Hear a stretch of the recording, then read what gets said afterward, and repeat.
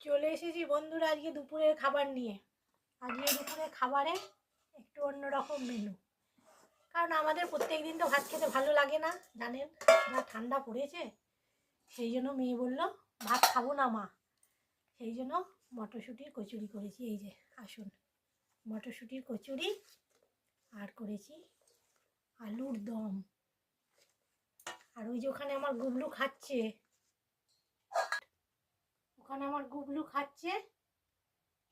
এবার আমরাও খাবো। তরকারিটা বার করি, আলুর দম আর মটরশুঁটির কচুরি। এ মা, আমি তো হাতা নিয়ে আসিনি, ভুলে গেছি, চামচে করেই বার করি, ভুলে গেছি। মটরশুঁটি দিয়ে আলুর দম করেছি, কারণ এখন এই নতুন আলু তো, আলুর দমটা ভালো লাগে। বন্ধুরা আজকে দুপুরের মেনু আমাদের মটরশুঁটির কচুরি আর মটরশুঁটি দিয়ে আলুর দম।